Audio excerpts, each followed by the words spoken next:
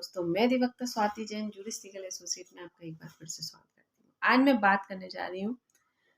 Break down of marriage को लेकर, जिसमें माननीय सर्वोच्च न्यायालय के द्वारा कह दिया गया है कि अगर ब्रेक डाउन ऑफ मैरिज पति की वजह से हो रही है तो पति को किसी भी प्रकार से अधिकार नहीं है कि वह क्रूरता को आधार बनाकर अपनी पत्नी के खिलाफ तलाक की अपील लगा दे। आज हम इसी पर बात करेंगे। जानकारी पूरी पाने के लिए वीडियो में बने रहिए और अगर अभी तक आपने मेरे चैनल को सब्सक्राइब नहीं किया है तो मैं आपसे रिक्वेस्ट करूंगी कि मेरे चैनल को सब्सक्राइब कर लीजिए ताकि आने वाली वीडियो की नोटिफिकेशन आपको मिल सके। चलिए बात करते हैं कि अगर पति के द्वारा रिश्ते में ऐसी परिस्थितियां निर्मित कर दी जाएं और उसके बाद क्रूरता को आधार बनाकर तलाक की अपील लगा दी जाए तो क्या वह सही है। तो यहाँ पर माननीय सर्वोच्च न्यायालय के द्वारा स्पष्ट कहा गया कि नहीं, ये किसी भी प्रकार से सही नहीं है। यहाँ पर पति को ऐसा कोई अधिकार नहीं है कि वह खुद अपने परिवार को तोड़े, अपने वैवाहिक जीवन की जिम्मेदारियों को ना निभाए, उसके बाद पत्नी के ऊपर आरोप लगाकर क्रूरता को आधार बनाकर तलाक की अपील लगा दे। और साथ ही एक बात और ध्यान रखकर इस वीडियो को देखिए कि महिलाओं का अक्सर ये प्रश्न होता है कि अगर वैवाहिक जीवन की जिम्मेदारियां पति नहीं निभाना चाहता या पति परिवार में ऐसी परिस्थितियां निर्मित कर देता है कि जहां पर उपचार पति के साथ रहना ना हो, तो ऐसी परिस्थिति में क्या संविधान में ऐसा कोई प्रावधान है कि हमें ये अधिकार मिल जाए कि हम पति के साथ रहें या पति को मजबूर कर दिया जाए वह हमारे साथ रहे। तो यहाँ पर इस वीडियो को देखकर आपका ये कॉन्सेप्ट क्लियर हो जाएगा कि नहीं, पति को मजबूर नहीं किया जा सकता, लेकिन हमारे संविधान में इतना राइट्स है या इतना पावर है कि जहां पर आपके भविष्य को सिक्योर जरूर किया जाता है। और ये वीडियो इस बात का जीता जागता सबूत है कि हाँ, अगर किसी महिला के साथ कुछ गलत होता है तो हमारे संविधान में इतना उस महिला को सिक्योर कर कर छोड़ा जाता है कि आप कम से कम अपना जीवन, अपना भविष्य अच्छे से जी सको, या आपके साथ अगर कोई बच्चा है तो उसका भविष्य भी सिक्योर्ड हो। चलिए हम बात करते हैं कि इसमें हुआ क्या। तो 1991 में पति पत्नी का विवाह होता है। 1992 तक सिर्फ वे साथ रहते हैं। उसी बीच में बच्चे का जन्म भी होता है और पति के द्वारा अपनी पत्नी और बच्चे को छोड़ दिया जाता है। किसी भी प्रकार की कोई भी रिस्पॉन्सिबिलिटी को नहीं उठाया जाता है। साथ ही पति के द्वारा बेंगलुरु फैमिली कोर्ट में एक याचिका लगाई जाती है जिसमें पति का ये कहना होता है कि पत्नी के द्वारा मेरे साथ क्रूरता की जाती है, इस आधार पर मुझे तलाक चाहिए। पति के द्वारा अपने कहीं ना कहीं अपने तथ्यों को इस प्रकार से रखा जाता है कि फैमिली कोर्ट के द्वारा पति के तथ्यों को मान लिया जाता है और पति के हक में डिक्री दे दी जाती है। साथ ही फैमिली कोर्ट के द्वारा 25 लाख रुपए एक मुश्त राशि मेंटेनेंस के तौर पर पत्नी को देने का आदेश दे दिया जाता है। लेकिन पत्नी इस आदेश से कहीं ना कहीं संतुष्ट नहीं थी। पत्नी के द्वारा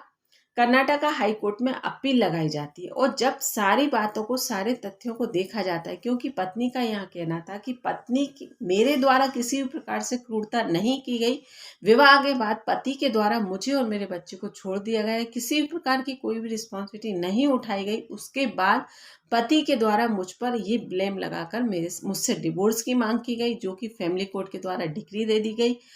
तो ये सारे तथ्यों को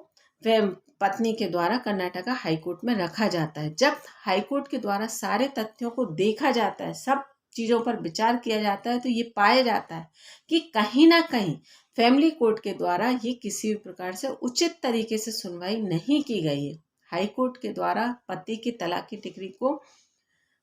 एक बार फिर फैमिली कोर्ट भेजा जाता है और कहा जाता है कि इस आदेश पर विचार कीजिए कि आपने इस आदेश को किस प्रकार से पारित किया है। फैमिली कोर्ट के द्वारा दोबारा उस पुनः विचारण किया जाता है, दोबारा उस आदेश को देखा जाता है और फैमिली कोर्ट के द्वारा ये कहा जाता है कि ये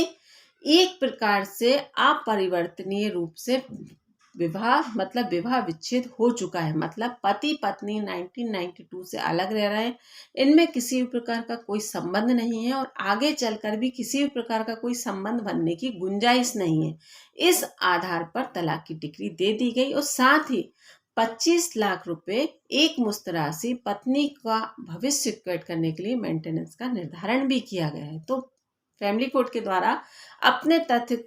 जिस तथ्य को देखकर आदेश दिया गया था उस तथ्य को क्लियर किया गया है। पलटकर हाईकोर्ट पत्नी के द्वारा फिर चैलेंज किया जाता है कि ये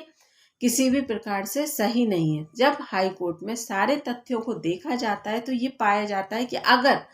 विवाह विच्छेद इस प्रकार से हो चुका है, मतलब 1992 से पत्नी और पति के बीच में किसी भी प्रकार का कोई संबंध नहीं है और अब इस रिश्ते में कोई भी ऐसी गुंजाइश भी नहीं है कि जहां इस रिश्ते को संभाला जा सके या दोबारा शुरू किया जा सके। तो हाई कोर्ट के द्वारा भी इस तलाक की डिग्री को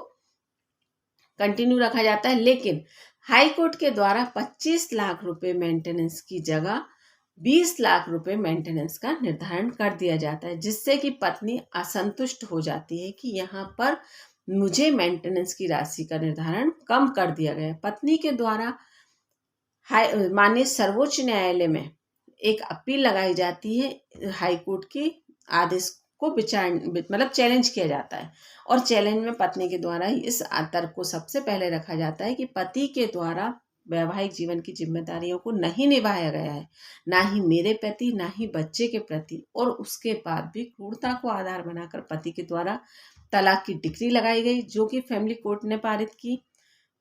उसके बाद हाई कोर्ट के द्वारा भी और साथ ही फैमिली कोर्ट के द्वारा 25 लाख रुपए मेंटेनेंस दिया गया है, लेकिन हाई कोर्ट के द्वारा उस मेंटेनेंस की राशि को घटाकर 20 लाख रुपए कर दिया गया है। तो मैं अपने भविष्य में आगे चलकर सिक्योर्ड कैसे रहूंगी, मेरे बच्चे का भविष्य और मेरा। इस तरह से पत्नी के द्वारा माननीय सर्वोच्च न्यायालय के समक्ष अपने तर्क रखे गए। जब माननीय सर्वोच्च न्यायालय के द्वारा सारे बातों को देखा गया तो ये पाया कि पत्नी यहाँ पर पूरी तरीके से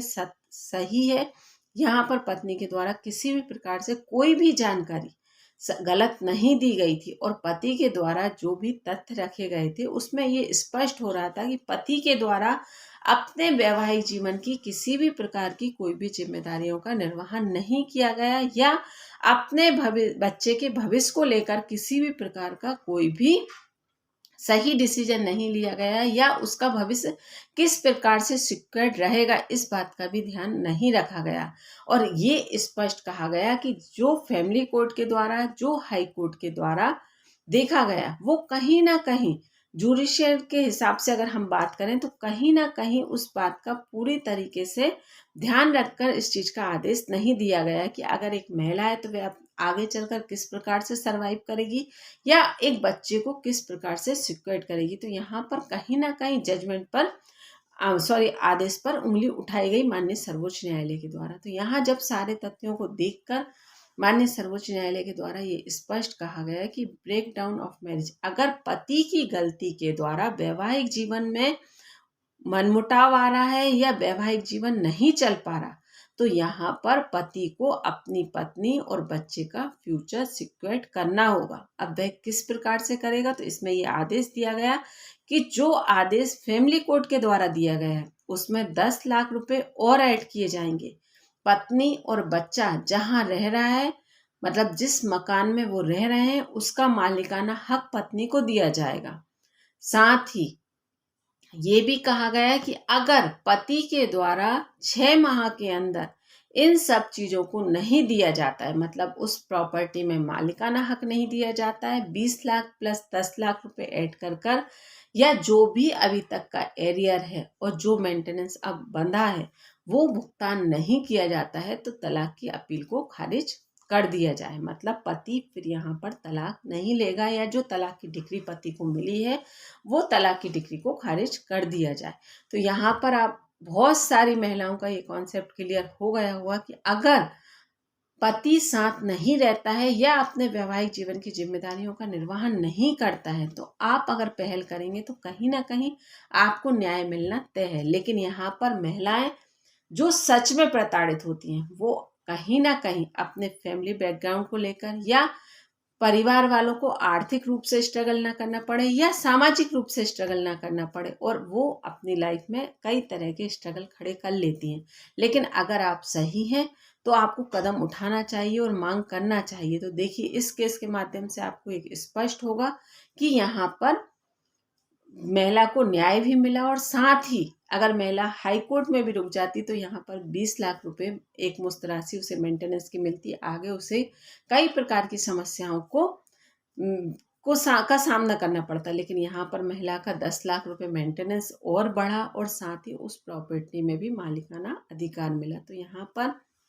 आप इस केस का सहारा लेकर अगर आपको कोई परिस्थितियां ऐसी होती हैं तो आप आवाज उठाएंगे तो कहीं ना कहीं आपको न्याय मिलना तय है। धन्यवाद।